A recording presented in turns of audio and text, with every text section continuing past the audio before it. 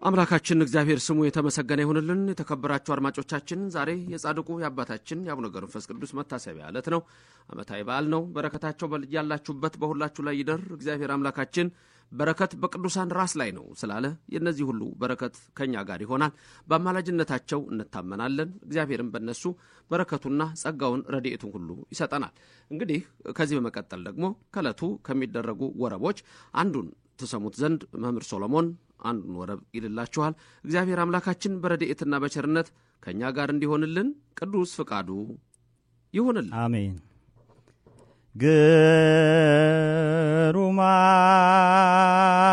ግሩማን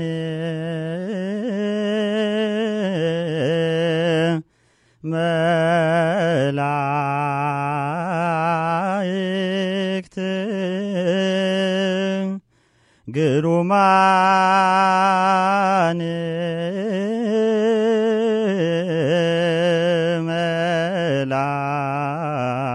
መላእክት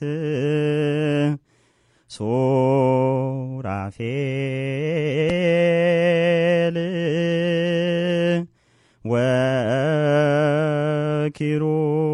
ወኪሩቤል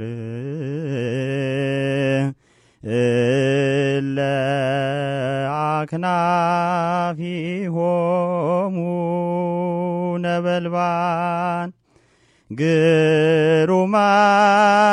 ግሩማን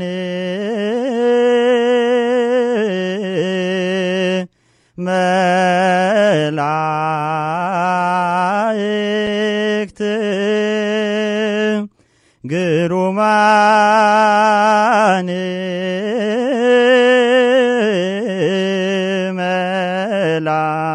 መላእክት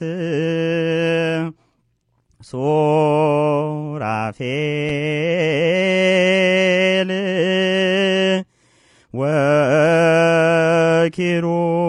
ወኪሩቤል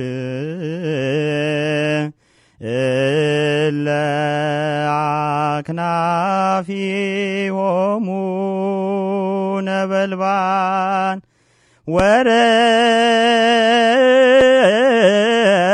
ወረዱ ዮም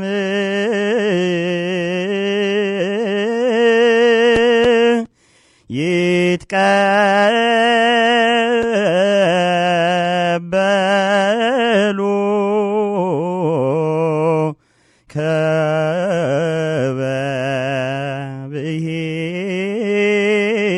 ከበብሂል አማን ገብረ ሕይወት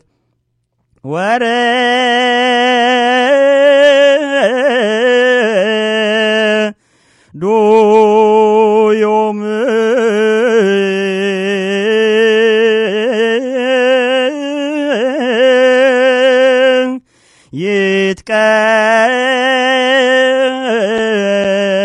ይትቀበሉ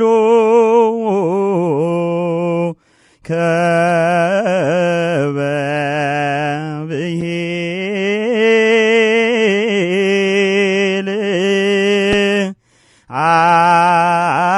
አማን ገብረ ሕይወት። አምላካችን በቅዱሱ በረከት ሁላችንንም ይጎብኘን። ረድኤቱና ቸርነቱም ከኛ ጋር ይሁን። አሜን። መምህር ሶሎሞንን የመላእክትን ዝማሬ ያሰማልን። አሜን።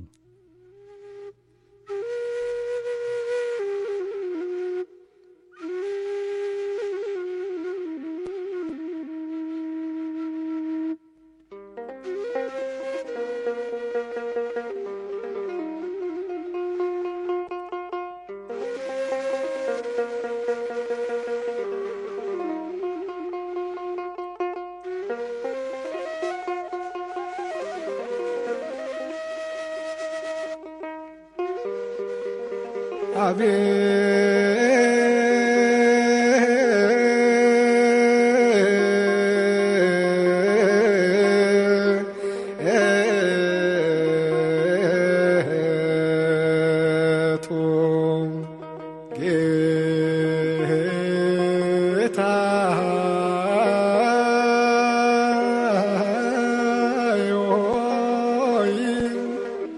ከስቃይ ብዛቱ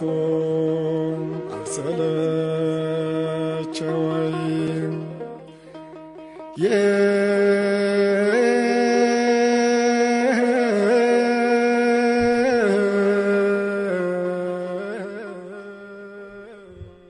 አምላካችን እግዚአብሔር የተመሰገነ ይሁን። የአባታችን የአቡነ ገብረ መንፈስ ቅዱስ አማላጅነት ከሁላችን ጋር ይሁን። ከዚህ በመቀጠል መርሃ ግብራችን የሚሆነው እንደተለመደው መምህራችን መምህር ዶክተር ዘበነ ለማ ኢየሱስ ማን ነው በሚል ርዕስ ተከታታይ የወንጌል ቃል ሲያሰማን ቆይቷል።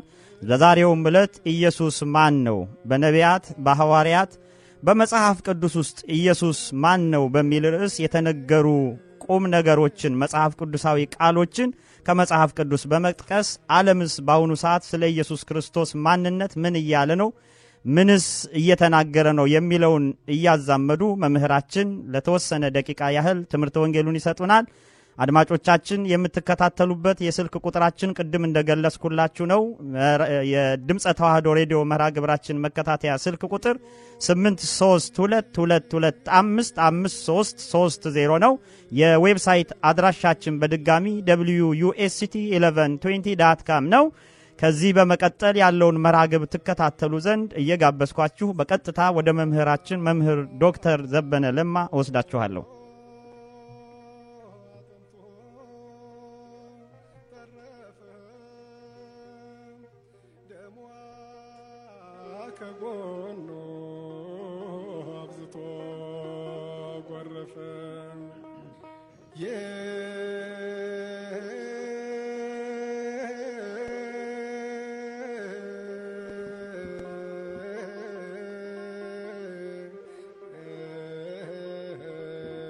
በስመ አብ ወወልድ ወመንፈስ ቅዱስ አሃዱ አምላክ አሜን። ይህ ድምጽ የሚሰማችሁ ሁሉ የልዑል እግዚአብሔር ቤተሰቦች የእግዚአብሔር ሰላም ከኔም ከናንተም ጋር ይሁን። ኢየሱስ ማን ነው? በተከታታይ በዚህ ኃይለ ቃል የኢየሱስ ክርስቶስን ወንጌል ሰምተናል። ዛሬም ሙሴ ስለ ኢየሱስ በሚለው ኃይለ ቃል እንማራለን። የነቢያትን የሐዋርያትን የሊቃውንትን ጉባኤ የባረከ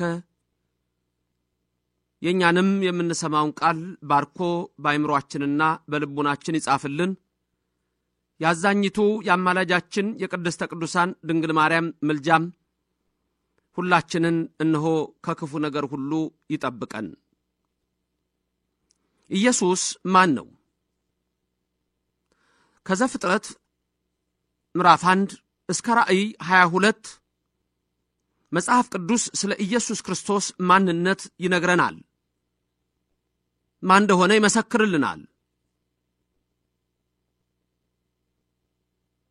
ቀድሞም ከፍጥረት በፊት በሕገ ልቡና የነበሩ አበው አይምሮአቸውም ልቡናቸውም የህሊናቸውም ሕግ ነግሯቸው ቅዱስ ጳውሎስ በሮሜ 1 ምዕራፍ በቁጥር 20 ላይ እንደተናገረው እግዚአብሔር ግልጥ ሆኖ ከዓለም ጀምሮ ዓለምን ከፈጠረባት ጊዜና ሰዓት አንስቶ ግልጽ እንደሆነ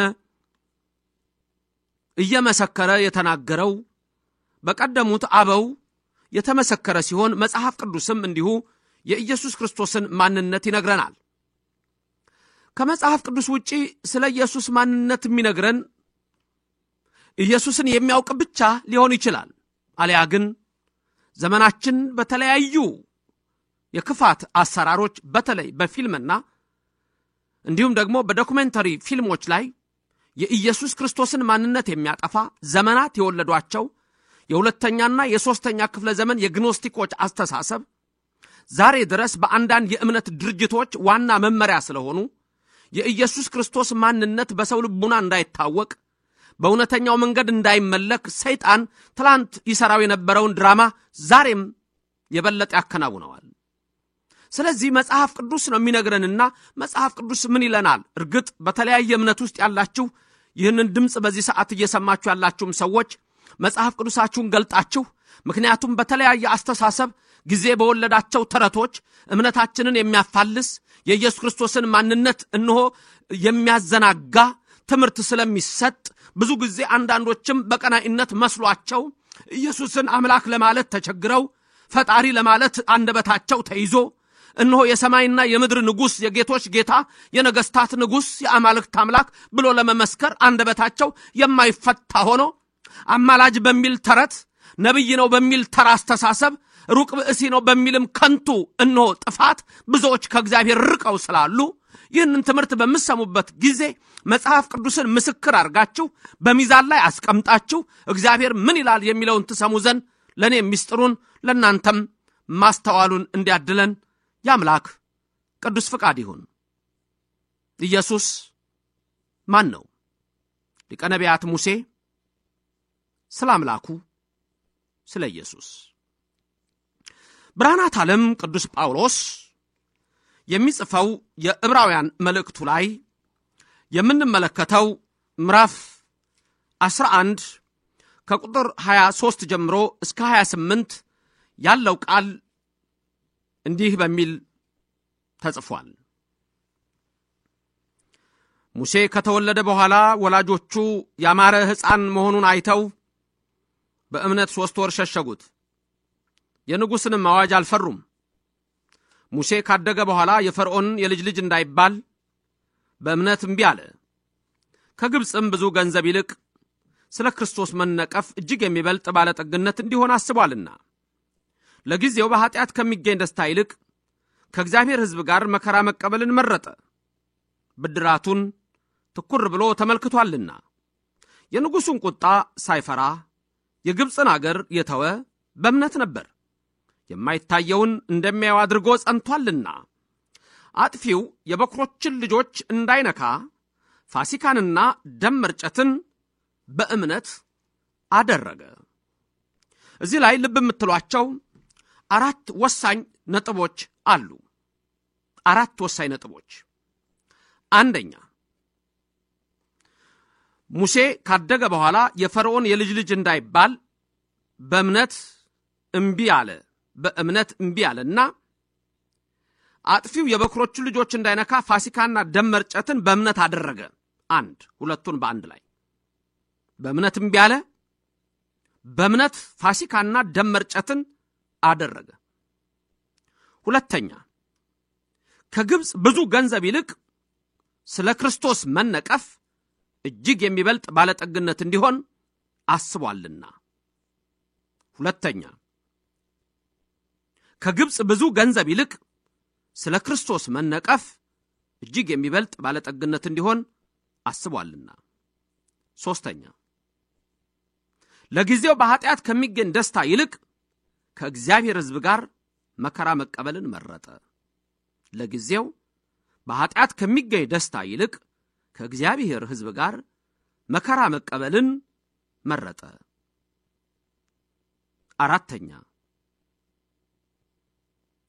ብድራቱን ትኩር ብሎ ተመልክቷልና የማይታየውን እንደሚያየው አድርጎ ጸንቷልና።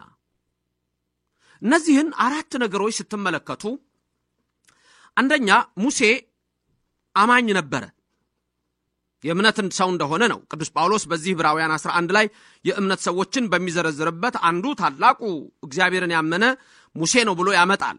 ሙሴንም እግዚአብሔር አናግሮት እንደጠራው የማይታየው እርሱ እንደሚያየው አድርጎ ጸንቶ የሄደው በሲና ተራራ ላይ በዕፀ ጳጦስ ላይ እሳት አመልማል ከነበልባል ነበልባል ከአመልማል ተዋህዶ ይሄን ታላቅ ራእይ ይሄን ታላቅ ሚስጥር ልይ ብሎ በኦሪት ዘጸአት ምዕራፍ 3 ላይ ሙሴ ወደ ተራራው ወደ ኮሬብ ወደ ሲና ተጠግቶ እንደሄደ በእሳት ውስጥ እግዚአብሔር ሙሴን ጠርቶ እንዳናገረው ራሱ ሙሴ በጻፈው በዘጸአት ምዕራፍ 3 ላይ የምናገኘው ነው። እዛም ላይ ሙሴ ስምህን ማን ልበል ብሎ በጠየቀ ጊዜ እግዚአብሔር ለሙሴ የነገረው ስም አንድ ስም ነው። ዘሃሎ ወይሄሉ፣ ያለና የሚኖር፣ አልፋ ኦሜጋ፣ ፊተኛውና ኋለኛው፣ መጀመሪያውና መጨረሻው፣ የአብርሃም የይስሐቅ የያዕቆብ አምላክ፣ ይሄ ለዘላለም ስሜ ነው ያለው። የአብርሃም የይስሐቅ የያዕቆብ አምላክ እኔ ነኝ፣ ይህ ለዘላለም ስሜ ነው፣ ያለና የምኖር ነኝ አለው።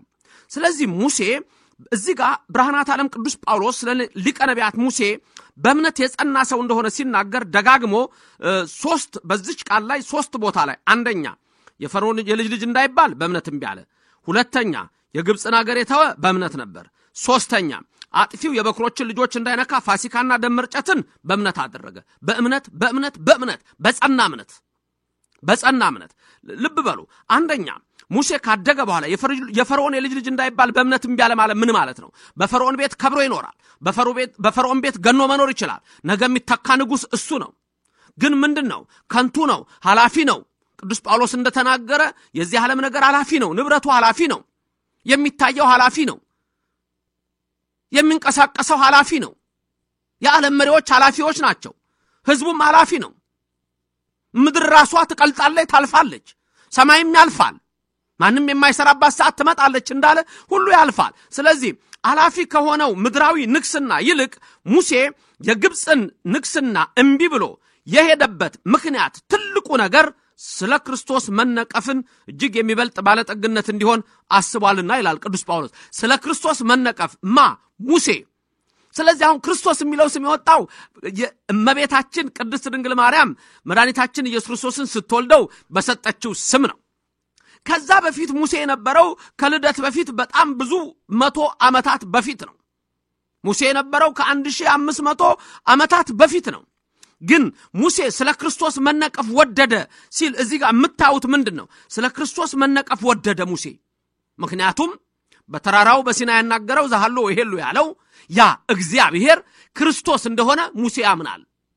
በዛች በሲና ተራራ ዕፀጳጦስ ቅጠሊቱ በእሳቱ ሳትቃጠል እሳቱም በቅጠሊቱ ሳይጠፋ ይህም የተዋህዶ ምስጢርን የሚያሳይ ነበርና እሳት አብ፣ እሳት ወልድ፣ እሳት መንፈስ ቅዱስ እያለ ባሪዮ ሕዳቆስ እንደሚመሰክር አብ እሳት፣ ወልድ እሳት፣ መንፈስ ቅዱስ እሳት፣ እነሆ ከሦስቱ አካላት አንዱ አካል ወልድ እሳተ መለኮት በድንግል ማርያም ማኅፀን ለ9 ወር ከ5 ቀን ጸንሳ ስትወልደው አላቃጠላትምና እሱም አምላክነቱ በሥጋ ተመጥቶ አልጠፋምና ስለዚህ በተዋህዶ ያዳነን አምላክ መሆኑን የሚገልጽ ምልክት ስላየ ሙሴ ስለ ክርስቶስ መነቀፍ እጅግ የሚበልጥ ባለጠግነት እንዲሆን አስቧልና ብሎ ቅዱስ ጳውሎስ ያመጣል። ስለዚህ ክርስቶስ የሚለው ስም ቀድሞ ለነ ሙሴ የተገለጠ ነው። ኢየሱስ ማን ነው?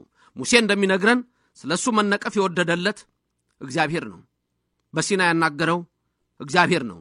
በኮሬብ የጠራው እግዚአብሔር ነው። ሕዝቤን አውጣ ያለው እግዚአብሔር ነው። በፈርዖን ፊት ሞገስ የሰጠው እግዚአብሔር ነው። እርሱ ኢየሱስ ክርስቶስ።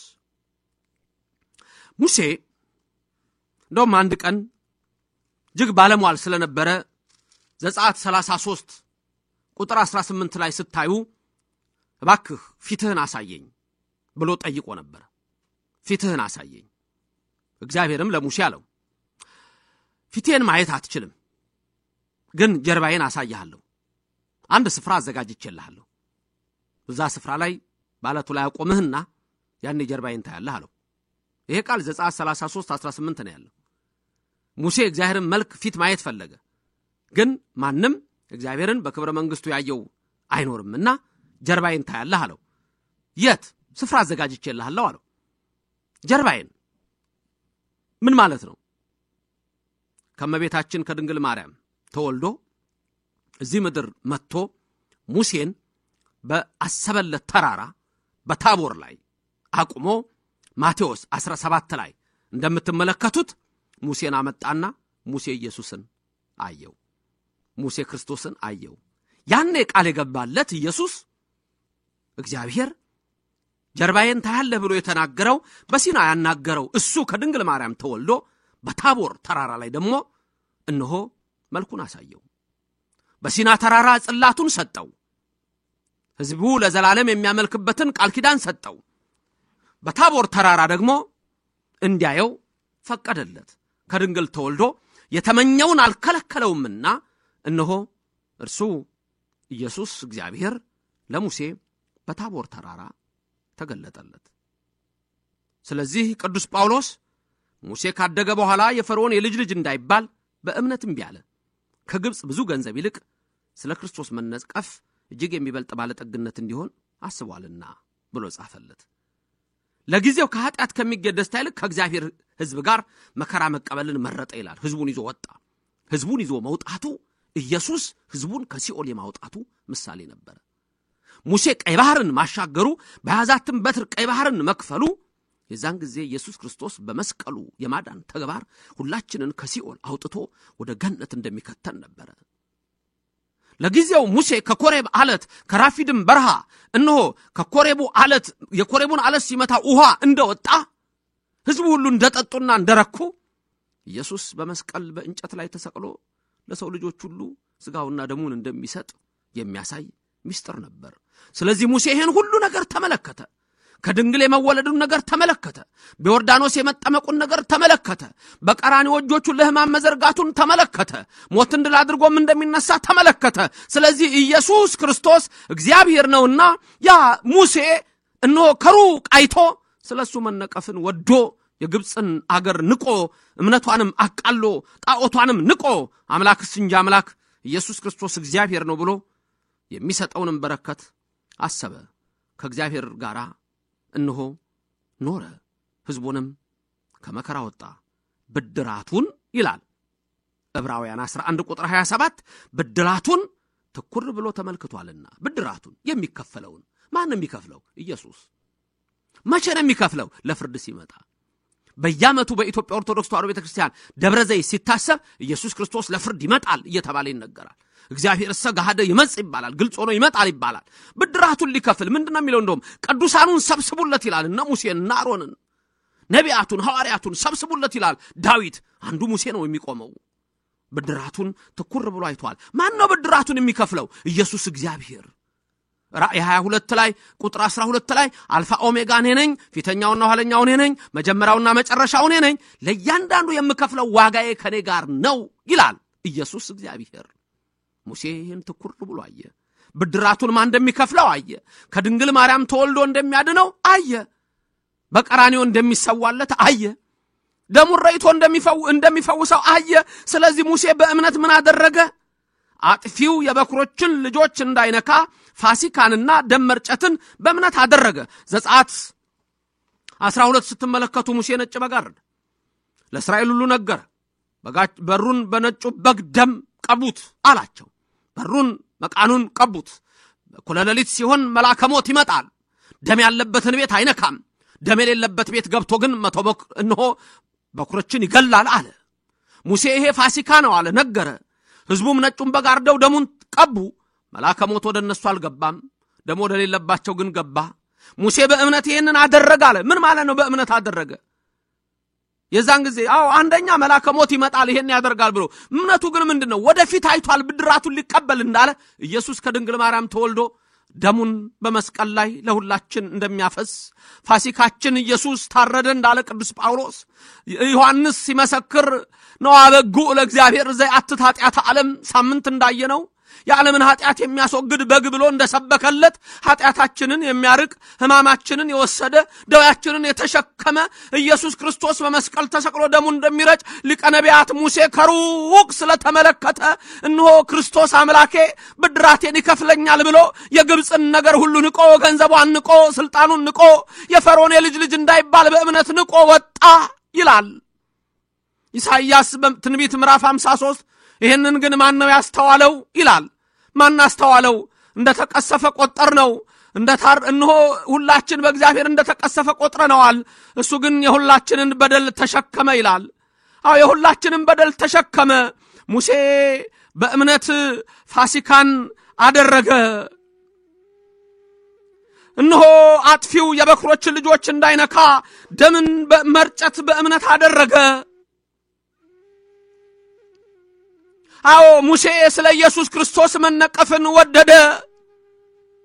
ግብጽን የናቀው ግብጽን ያቃለለው ያ በመስቀል ላይ የተሰቀለው ኢየሱስ በኮሬብ ተራራ ያነጋገረው እግዚአብሔር መሆኑን ስለሚያውቅ ነው። ያ የኮሬብን አለት እነሆ ምታው ውሃ ከዛ ይፈልቃል ብሎ የነገረው እሱ እግዚአብሔር እነሆ በሰማርያ በዚያ በጉድጓድ ውሃ አጠገብ አንቺ ሴት የሕይወት ውሃ ሰጥሻለሁ ያላት እንደሆነ እሱ ኢየሱስ እግዚአብሔር እንደሆነ ሙሴ ተናገረ። ስለ ክርስቶስ መነቀፍን ወደደ። ብድራቱን የሚከፍለው ለፍርድ የሚመጣው በደብረ ዘይት ተራራ የሚቆመው ወደ ምስራቅና ወደ ምዕራብ የሚሰነጥቀው ጴጥሮስ እንደተናገረ ምድር የምትርድለት የምትንቀጠቀጥለት ሰማያት የሚታወኩለት ተራሮች በባህር ልብ የሚወሰዱለት ያ ኢየሱስ ክርስቶስ እሱ እግዚአብሔር ሰማይን ምድር የፈጠረው እንደሆነ አሁንም ወደ ማሳለፍ እንደሚወስደው የተረዳው ሙሴ ስለሱ ትኩር ብሎ አይቶ ብድራቱ እንደሚከፍለው ስለ ክርስቶስ መከራን መቀበል መረጠ።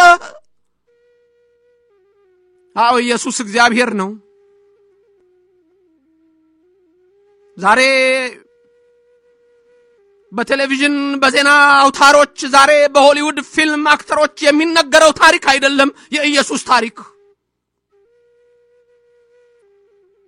ዛሬ የክርስቶስ ጸር ሆነው በመጨረሻው ዘመን ይነሳሉ ሐሰተኞች ተብለው ዛሬ በክርስቶስ ላይ የጽርፈትን ቃል እንደሚናገሩ በጊዜው አይሁድ እንኳን ያላሉትን ሐሜት ዛሬ በዓለም ላይ እንደሚናገሩ እነሆ የኢየሱስ ጸር እንደሆኑ ሰዎች አይደለም።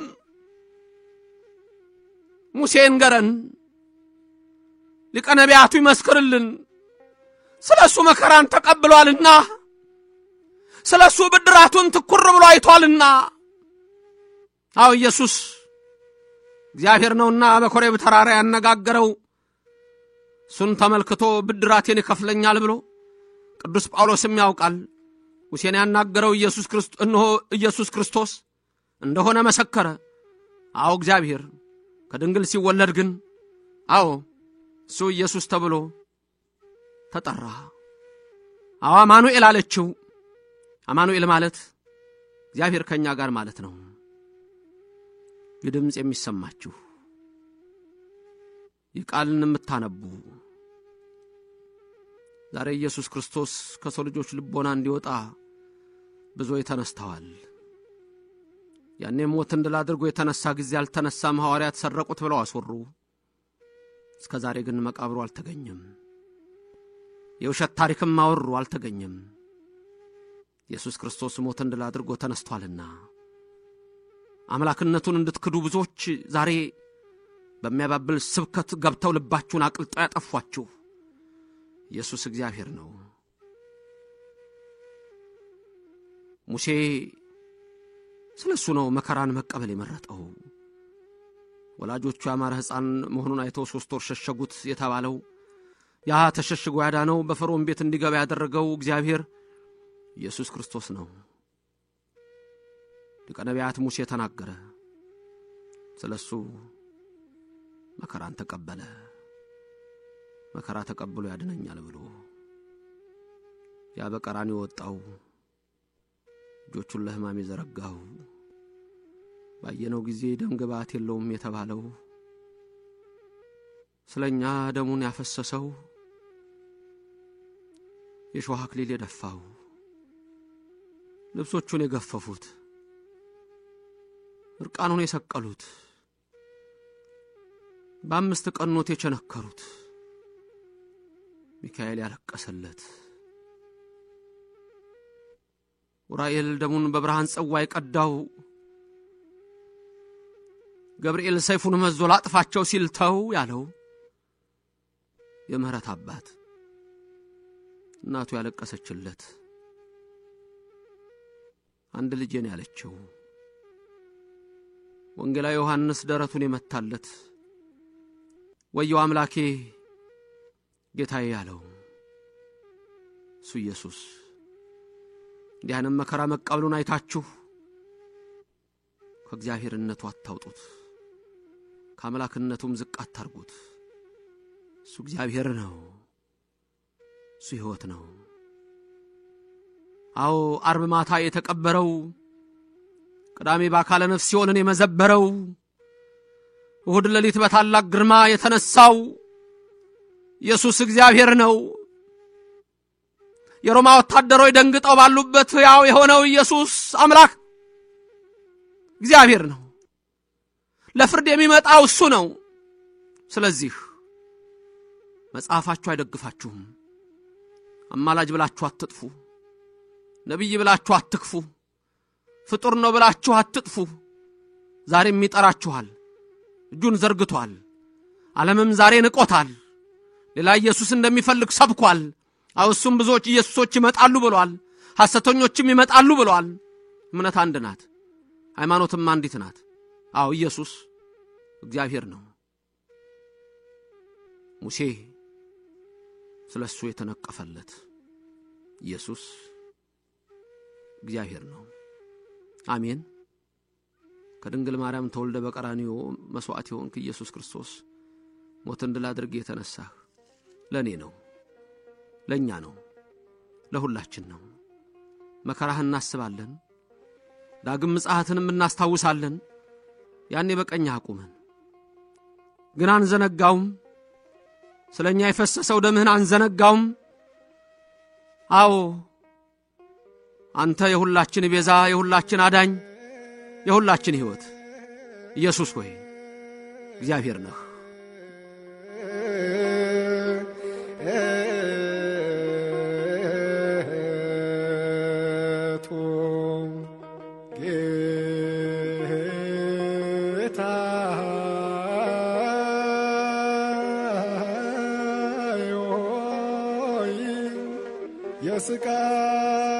የስቃይ ብዛቱ አልሰለቸወይም።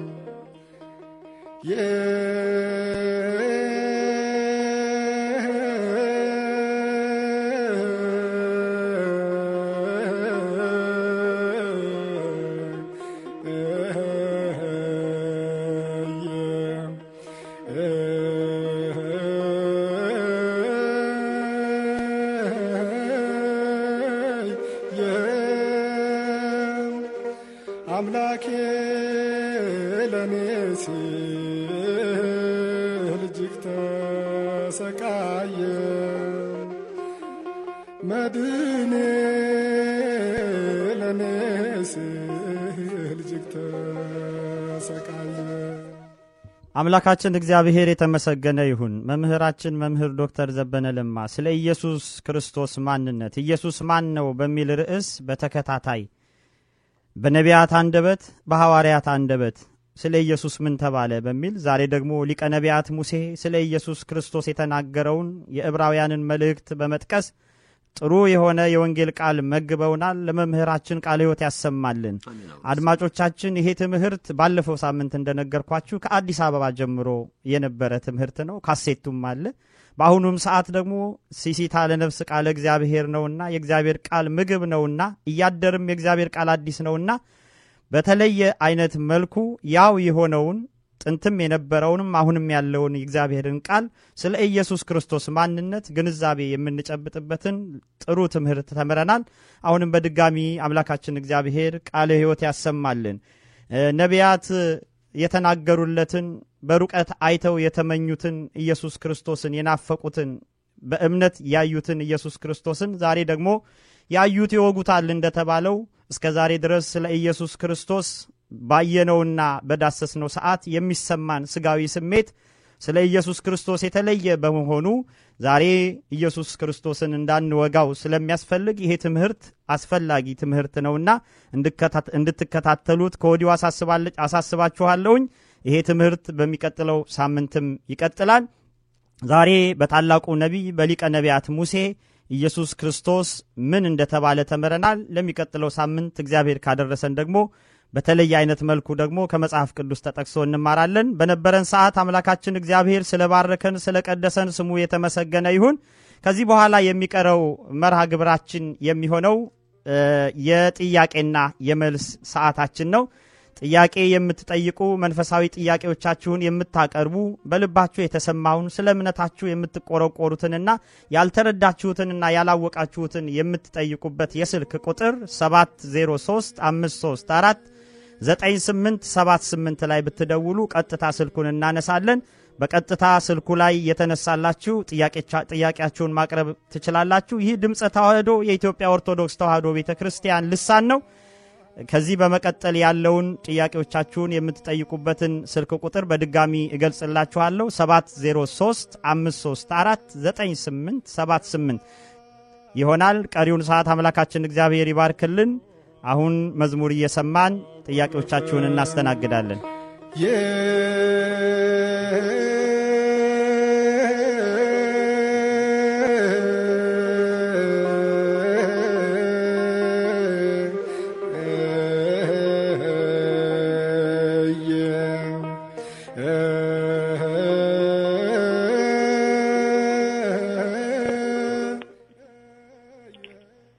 ጤና ይስጥልን አድማጭ፣ መስመር ላይ ነዎት፣ መጠየቅ ይችላሉ። እሺ፣ ቃልዮት ያሰማልን። እኔ እንኳን ባለፈው ሳምንት በጣም ስደውል ነበር ወደ መጨረሻ አካባቢ፣ ያው ስላለቀ አልተነሳም እና መልካም መጨረሻ ላይ አይ ቲንክ አቶ መስፍን የሚባሉ ናቸው መሰለኝ በጣም ሲከራከሩ ነበር ከመምህር ዘበነ ጋርና አንድ ነን ይላሉ።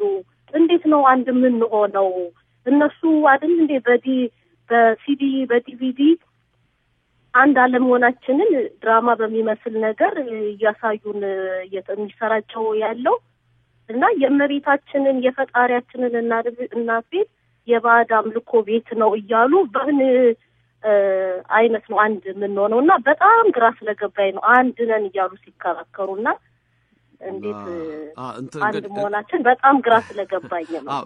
ራሳቸው እኮ ነው እየነገሩን ያሉት በፊዚና ተከክል በምንም መስሎት ነው ወይም አንድ ነን ብለው ወስደውት ይሆናልና ስለዚህ እንደ ግል ሐሳቡ ነው የምንቀበለው እንጂ አንድነት ሰማይና ምድር አንድ እንዳልሆኑ ሁሉ የኢትዮጵያ ኦርቶዶክስ ተዋህዶ ቤተክርስቲያን ከሌላ እምነቶች ጋራ ምንም የሚያገናኛት ነገር የለም። ቀጣይ አድማጭ መስመር ላይ ነው፣ ጥያቄዎትን ማቅረብ ይችላሉ። ሄሎ። አቤት መስፍን ነኝ። በአጋጣሚ እኔ ሲነሳ ነው አጋጣሚ ደግሞ ገብቻለሁና አጋጣሚ ሳይሆን ያው ተዘጋጅተው ነው ያው ተዘጋጅቼ ነው ስለ ሌላ ደወል ስለ ሌላ ደግሞ ስለኔ ሲነገር ስለሰማው ነው አጥንተኔም እኔ ባለፈው ሳምንት አንድ ነን ይያለው አንድ ነን ያልኩት የምንናገረው እና የምናምነው ታስተምረውም ኢየሱስ ክርስቶስን ነው። በዛ ላይ አንድ ይመስለናል የድንግል ማርያም ልጅ ኢየሱስ ክርስቶስን ነው። ፕሮቴስታንቱም ኦርቶዶክስም ያመነ ያለው አቲንክ ኦርቶዶክሱም ያምነው በኢየሱስ ክርስቶስ ነው። የድንግል ማርያም እምነት አማላጅነት የሚል በመጽሐፍ ቅዱስ ላይ የለም። በዛ ልዩነት አለን። በጻድቃን ሰማዕታት በሚባል እምነት የለም። በዛ ልዩነት አለን። እኔ ያልኩት አንተ በምህርት ላስት ዊክ ጀምሮ ሰሞኑን በመታስተምረው በኢየሱስ ክርስቶስ እምነት ላይ በድንግል ማርያም ላይ ባዳኝነቱ በመስቀሉ አንድ ነን። ፕሮቴስታንትም ያምነው እዛ ነው፣ እኔም ማምነው እዛ ነው። ለምንድን ነው ከዚህ ከና ኦርቶዶክስ ልዩ የሆንኩት? በጻድቃን ሰማዕታት በሚባለው በድንግል ማርያም አማላጅነት ትክክል አይደለም። ሁለተኛ ደግሞ እግዚአብሔር ይስጥልን መስፍን ስላነጋገርህ ከዚህ ቀጥሎ እንድትሰማኝ ጋብዛለሁ። እነ ቅድስት ድንግል ማርያምን ማንሳት፣ መስቀልን ማንሳት፣ ቅዱሳንን ማንሳት ትተህ ኢየሱስ ላይ አንድ አይደለንም። እንግዲህ ደንቆሮ የሰማለት ያብዳል ይባላልና በኢየሱስ ራሱ አንድ አይደለንም። ድንገት አሁን ይሆናል አንተ ወደዛ ሄድከውና አመለካከታቸውን ድንገት አልያስከው ሊሆን ይችላል። በዛ የሚሰጠውን ምንድነው የሚያስተምሩት ምንድነው የሚሉት የሚለውን ላታቀው ትችል ይሆናል። አብዛኛው ሰው ዝም ብሎ ኢየሱስ ጌታ ነው ብቻ ብሎ እንደ ፉከራና ሽለላ ነው እየዘለለ የሚገባው አንዳንድ ሰው። ወይም አብዛኛው ግን ስጋዊ ነገር ፍለጋ ነው የሚመስለኝ እንጂ እውነት መንፈሳዊ ነገር ፍለጋ አይደለም። መንፈሳዊ ነገር ከፈለጉ መንፈሳዊ ነገር ስግደት ነው። መንፈሳዊ ነገር ከፈለጉ መንፈሳዊ ነገር ጾም ነው። መንፈሳዊ ነገር ከፈለጉ መንፈሳዊ ነገር እኮ ከእግዚአብሔር ጋር መገናኘት ነው። ይሄ ሁሉ በፕሮቴስታንቱ ዓለም የለም። አሁን ገና ለመስራት እኮ ጥረት እየተደረገ ሶልፊስት የሚባል መጽሐፍ አለ። ጾም የለንም እንዴት ይሻለናል ተብሎ በሃርቫርድ ዩኒቨርሲቲ ቴክስት ቡክ እዛ ያለች አንድ ጸሐፊ ጽፋው በዩኒቨርሲቲ ደረጃ መማሪያ ነው። ጾም እንኳን የለም፣ ጸሎት እንኳን እኮ የለም። ስለዚህ ምንም አንድ የሚያደርገን ነገር የለምና ገና ባለቤቱ ኢየሱስ ክርስቶስ ላይ አንድነት የለንም። አየኸው፣ አንድነት የለንም። ለሌሎቻችሁም ለሁላችሁም ተሰሙት ዘንድ በፕሮቴስታንቱ ዓለም ለምሳሌ ኢየሱስ ክርስቶስ አማላጅ በሚል መንፈስ አምላክነቱ ራሱ ተክዶ ነው ያለው ዛሬ። ኢየሱስ ክርስቶስ አምላክ ነኝ እኔ ነኝ የሕይወት ውሃ እኔ ነኝ እያለ ከሰማይ ወረድኩ እንጀራ እኔ ነኝ እያለ ይሄ ሁሉ አስተሳሰብ የለምና ስለ ቅዱሳን ብቻ ሳይሆን አንድ አይደለንም እንዴ። መቅደሳችንም አንድ አይደለም እኮ። የኛ መቅደስ ታቦት አለው፣ የእናንተ እኮ ባዶ ነው። ከቤታችሁ ምን የሚለይ ነገር አለው? አሁን ነው እንደውም ስዕልም የተጀመረው እኮ።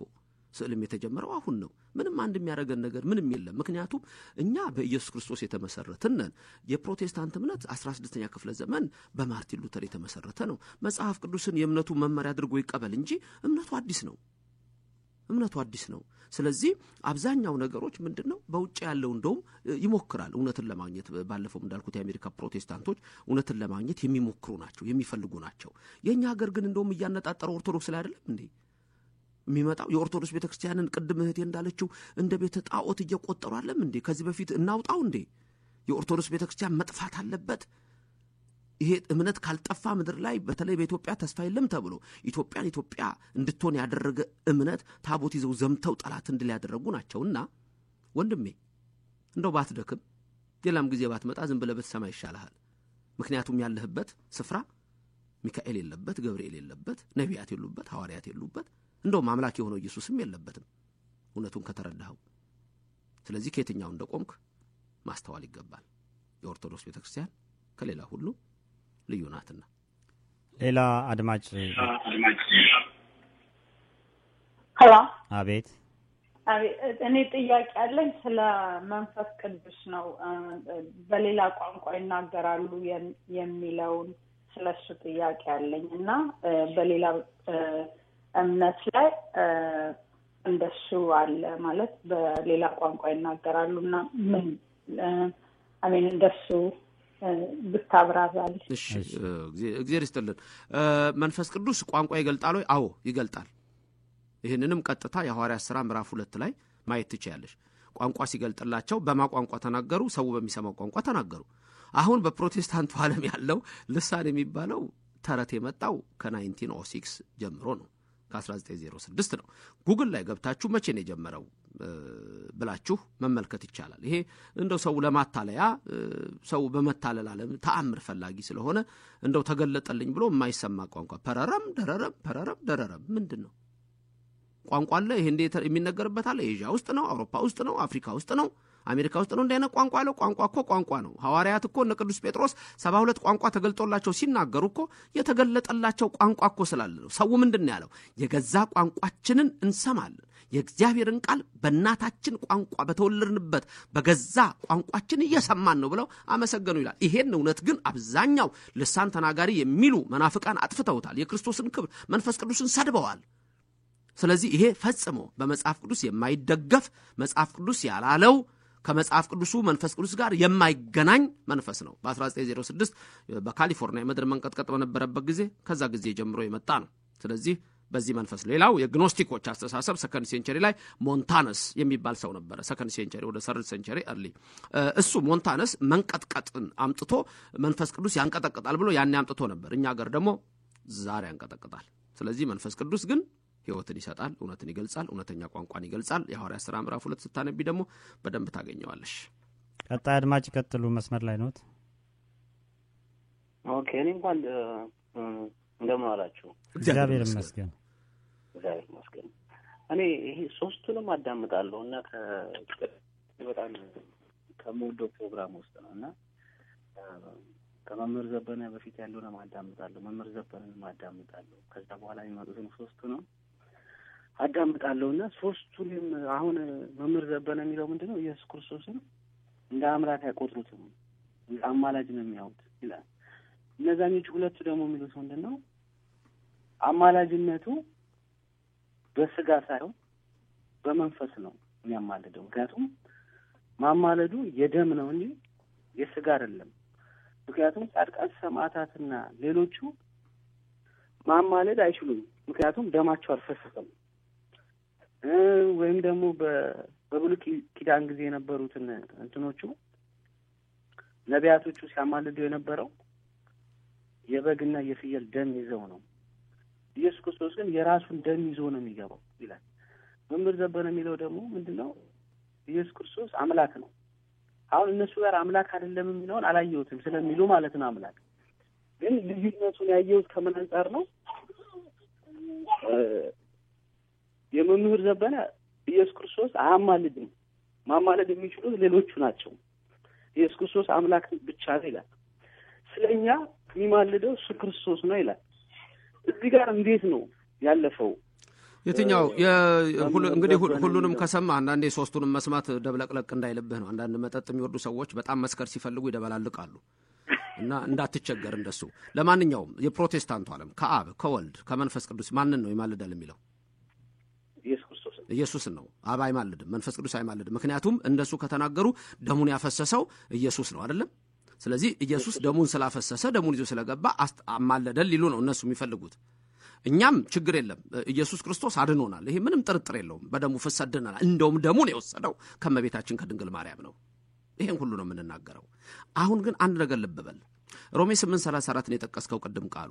ሁሉ ጊዜ እናገራለሁ ይሄን ቃል ኢትዮጵያ ጀምሬ ብዙ ጊዜ። ልብ በል ሮሜ 8:34 ላይ ወልድ ይማልዳል ይላል። ሮሜ 8:25 እዛው መንፈስ ቅዱስ ይማልዳል ይላል። ኤርምያስ 7:25 እግዚአብሔር ይማልዳል ይላል። ምን ልትል ነው?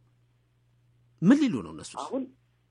አሁን እነሱንም ጠይቄያለሁ። ይሄን አንተ የምትለውን ጥያቄ ጠይቄያለሁ። ያሉት ምንድነው? እነሱ ስለኛ ደሙን ያፈሰሰው ኢየሱስ ክርስቶስ ነው። እንግዲህ አሁንም ጻድቃን ሰማዕታት ግን እሱ ላይ መጣልሃለሁ መጀመሪያ ይኸውልህ እሱ ላይ መጣልሃለሁ። መጀመሪያ አንተ መንፈስ ቅዱስ ይማልዳል ይላልና ሮሜ 8:25 ገልጠህ ምን ትላለህ?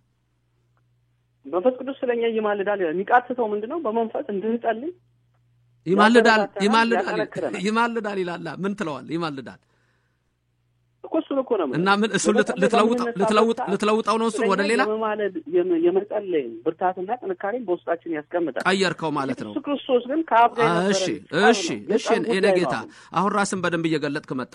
ኤርምያስ 7:25 እግዚአብሔር ይማልዳል የሚለው ምን ትለዋለህ? እንደገና ድገምልኝ። ምንድን ነው ያልከው? ኤርምያስ 7:25 እግዚአብሔር ይማልዳል ይላል። ምን ትለዋለህ? በየዕለቱ እየማለድኩ ባሪያዎችን ልኬባችሁ ነበር ይላል። በማለዱ ያው እኛን እንትን እያለ ነው፣ ወደ ፍቅሩ ግዛት ይጠራናል። ወደ ፍቅሩ ግዛት ይጠራናል። ስለዚህ ማለደ ማለት ወደማ? እሺ ወደማ ማለደ? ወደማ? የክርስቶስ ማማለድ ከሌሎቹ ማማለድ ለየት የሚያደርገው ምንድነው? ደሙን ስለኛ ማፍሰሱ ነው። ጌታዬ ስለ ጻድቃንና ስለ ሰማዕታት ተሰማኛለህ? ጻድቃን የተባሉት መላእክት የተባሉት እነሱ ስለኛ መማለድ አይችሉም ነው የሚለው ነው ዋናው ፖይንቱ። እሱ ላይ ደግሞ ስመጣል መልስ የለህም። ሁለተኛ ቆሮንቶስ 5:20 ተሰማኛለህ? ሁለተኛ ቆሮንቶስ 5:20 ላይ ክርስቶስን በሥጋ ያወቅነው እንደሆነ ከእንግዲህ በኋላ አናውቀውም፣ ካሁን በኋላ ግን እንዲሁ እንደ ሥጋው አናውቀውም፣ እሱ የማማለድን አገልግሎት በእኛ ላይ ያኖረ ይልሃል በቅዱሳን ላይ። ለሐዋርያት እንኩ የመንግሥተ ሰማያት መክፈቻ ቁልፍ እንኩ አላቸው በእጃቸው። አየኸው? መጸለይ ነው እሱኛው መጸለይ ነው እንጂ በጣም ድብልቅልቅ ያለ ሕይወት ውስጥ ነው ያለኸው።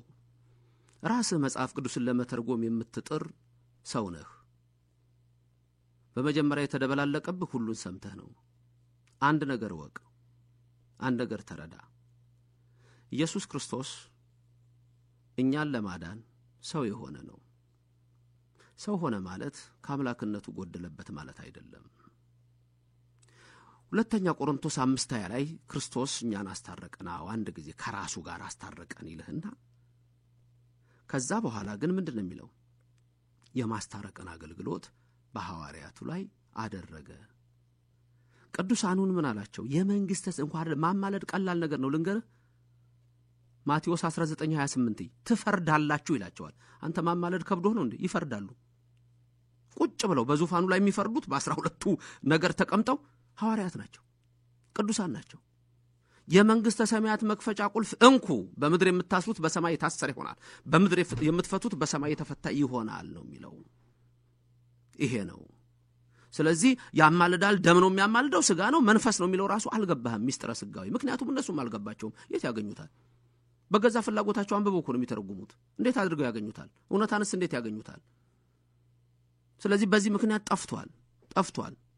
ስለዚህ ሁሉ ጊዜ አንተ መጀመሪያ የእግዚአብሔርን ቃል ለመስማት ከኔ በኋላ ከዛ በኋላ የመጣው ሳይሆን ትክክለኛው እምነት የቱ ነው ብለህ መፈለግ ያስፈልግሃል። በእውነተኛው መንገድ ላይ ለመጓዝም የትኛው ነው ትክክለኛው ብለህ ማሰብ ያስፈልግሃል። ኢየሱስ ክርስቶስ በደሙ አዳነን፣ አዋዳነን። ያንን ምልጃ ነው ብለህ የምትተረጉመው ከሆነ የራስ ስሜት ነው የሚሆነው። ከራሱ ጋር አስታረቀን። ሌላው ደግሞ መተርጎም አልቻልክም። እንደ ገዛ ፍላጎትህ መንፈስ ቅዱስን ወደኛ ነው የሚማልደው ልትል ሞከርክ። ጭራሽ እግዚአብሔር ስለ ፍቅሩ ነው ትለኛለህ። ኢየሱስ ጋር ስትመጣ ይሄ ነው ትላለህ። ስለዚህ የሚያድንህን የቀደመችውን መንገድ ትጠይቅ ዘንድ ይገባሃል። እግዚአብሔር መንገዲቱን ይምራህ። ቀጣይ አድማጭ ይቀጥሉ። ሄሎ አመሰግናለሁ ብዙ ስለሰጣችሁ። እንኳን ለደብረ ዘይት በዓል በሰላም አደረሳችሁ። እንኳን አብሮ አደረሰን። የኔ ጥያቄ ትንሽ ያልተረዱት አሉ ምዕመናን በብዛት በፕሮቴስታንት እምነት ያሉ ሰዎች የፍጥረት አማላጅነትና የፈጣሪ አማላጅነት። ለምሳሌ ክርስቶስ አንድ ለዘላለም እርቅን ካደረገ በዚህ ምድር ላይ ለሰው ልጆች እና አንድ ያደረገውን ምልጃ ስርዓትና እዚህ ደግሞ ቅዱሳንና ከመላእክታት የሚያማልኩት ምልጃ እዛ ላይ ትንሽ የተጋጫባቸው ይመስላል እና እሱን እንድትለይልኝ ነበር። እግዚአብሔር ይስጥልን። ወደፊት እንመጣለን። ለማንኛውም ኢየሱስ በምንም ታሪክ አማለደ አይባልም። በምንም ንግግር አስታረቀ ነው። አማለደ የሚል ቃል ጭራሽ ለኢየሱስ ክርስቶስ አይገባውም በፍጹም። በስጋው ወራት አማለደ የሚለውን ዕብራውያን ላይ ያለውን አይታችሁ ያ በስጋው ወራት ማለት አማለደ የቃላት ነገሮች ናቸው። አሁን ብዙ ሰዎች መተርጎም የማይችሏቸው ነገሮች አሉ። ኢየሱስ አማላጅ የሚለውን ቃል ይዘው አማላጅ የሚሉ ሰዎች ዘፍጥረት 6 ላይ ብዙ ጊዜ ነግሬያቸዋለሁ። እግዚአብሔር አዘነ በልቡም ተጸጸተ ይላል። እግዚአብሔር ያዝናል ይጸጸታል ወይ የሚለውን ስንመጣ አይጸጸትም አያዝንም። ስለዚህ መረዳት ያስፈልጋል። ምንድነው የሆነው ችግሩ? የፕሮቴስታንት እምነት በ1570 ጀርመን ላይ የቅዱሳን ስም በጸሎት እንዳይነሳ በስብሰባ ወሰነ። ያ ነው ትልቁ ዛሬ ድረስ ያልተነቀለው መርዝ።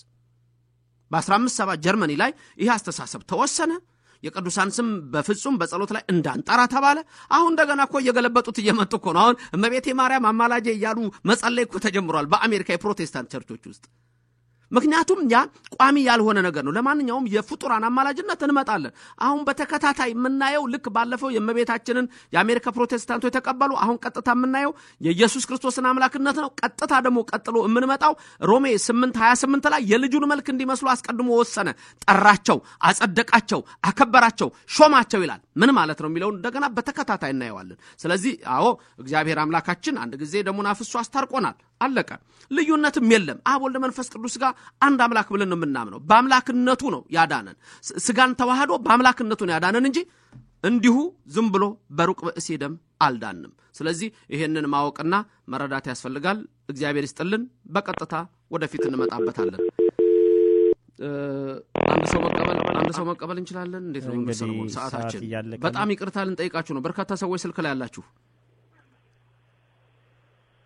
ይቅርታን ጠይቃችኋለን። በጣም እግዚአብሔር ይስጥልን። ይህ ድምጸ ተዋህዶ መንፈሳዊ የሬዲዮ ዝግጅታችን ነው። ድምጸ ተዋህዶ መንፈሳዊ የሬዲዮ ዝግጅታችን የተደገፈው በእደ ከሳቴ ብርሃን ዘመድኃኔዓለም ነው። እደ ከሳቴ ብርሃን ዘመድኃኔዓለም ሁሉ ጊዜ የዚህ ሬዲዮ ድጋፍ ሰጪዎች ናቸው። እንዲሁም ወለተ ጊዮርጊስና ብሩክን ሁሉ ጊዜ እግዚአብሔር በረከት ይስጥልናልን። በመላው ዓለም ያላችሁ አድማጮቻችን በጠቅላላ አምላካችን እግዚአብሔር በረድኤት እንዳይለየን የሱ ቅዱስ ፍቃድ ይሆንልን። ነገ ደብረ ዘይት ነው። የኢየሱስ ክርስቶስ ምጽአት የሚታሰብበት ነው። እግዚአብሔር አምላካችን ሁላችንም በጸጋው እንዲጠብቀን በቀኙ እንዲያቆመን የሱ ቅዱስ ፍቃድ ይሆንልን። ኤፕሪል 4 ይሄን ሬዲዮ ለመርዳት በመድኃኔዓለም ደብረገነት ቤተክርስቲያን ከ4 PM እስከ 8 PM ድረስ ልዩ ዝግጅት አለ። ከሚቀጥለው ሳምንት ጀምሮ አዘጋጆቹ አንዳንድ መግለጫዎች ይሰጧችኋል። በሌላም ዓለም ያላችሁ ሬዲዮን መርዳት የምትፈልጉ ሰዎች ሁሉ ልትረዱን ትችላላችሁ። እደ ከሳቴ ብርሃን ዘመድኃኔዓለም ኤፕሪል 4 እሁድ ቀን እነሆ ቅዳሜ ቀን የሆሳዕና ዋዜማ በደብረገነት መድኃኔዓለም ልዩ ዝግጅት አለ። ተጋብዛችኋል። ያደመጣችሁትን የድምጸ ተዋህዶ የሬዲዮ መርሃ ግብር ያቀረበላችሁ በኢትዮጵያ ኦርቶዶክስ ተዋህዶ ቤተክርስቲያን እምነትና ሥርዓት የከሳቴ ብርሃን የትምህርትና የበጎ አድራጎት